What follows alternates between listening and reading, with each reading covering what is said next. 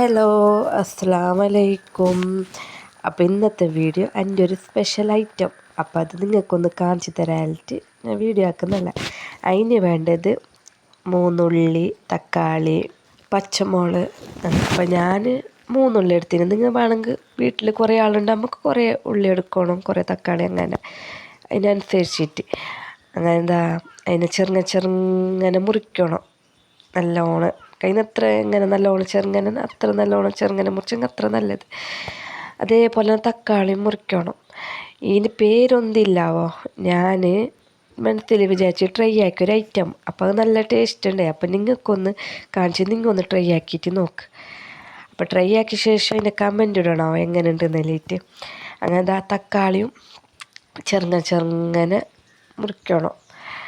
അതേപോലെ തന്നെ പച്ചമുളകും. അതിന് വേണ്ട ഐറ്റംസ് എന്തെല്ലാം ഇല്ലെങ്കിൽ പിന്നെ പപ്പടം വേണം, മുട്ട വേണം. പിന്നെ ഞാനിന്ന് പഠിച്ചില്ല ഇത്ര ഐറ്റംസ് അതിന് മതി. ഇങ്ങനെ തന്നെ നേട്ടത്തിൽ പച്ചമുളക് മുറിച്ചോണ്ടുണ്ട്.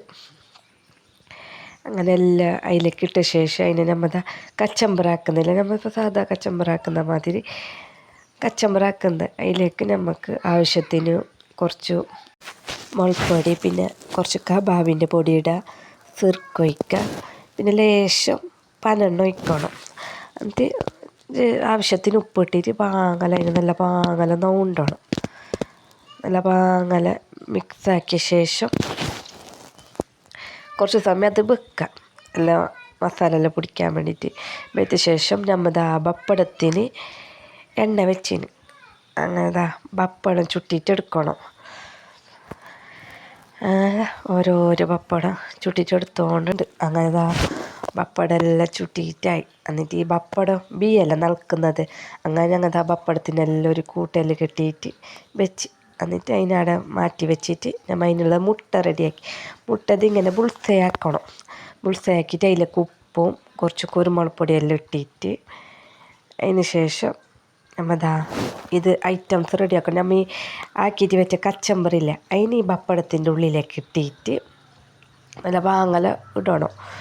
ഇട്ട ശേഷം നമ്മൾ ആക്കിയിട്ട് വെച്ച ബുൾസൈയില്ലേ, ആ ബുൾസൈൻ്റെ മുകളിലേക്ക് ഇങ്ങനെ വെക്കണം. അപ്പോൾ എൻ്റെ ഐറ്റം റെഡിയായി ഗൈസ്. ഇത്ര തന്നെ പണിയുള്ള. എന്നിട്ട് ഇങ്ങനെ ആ ബുൾസൈനെ പൊട്ടിച്ചിട്ട് ആ കച്ചമ്പറും ആ ഒരു പപ്പടം കൂട്ടിയിട്ട് തിന്നണം. എന്ത് ടേസ്റ്റ്, നല്ല ഉണ്ട്. നിങ്ങൾ ഒന്ന് ട്രൈ ചെയ്തിട്ട് നോക്ക്.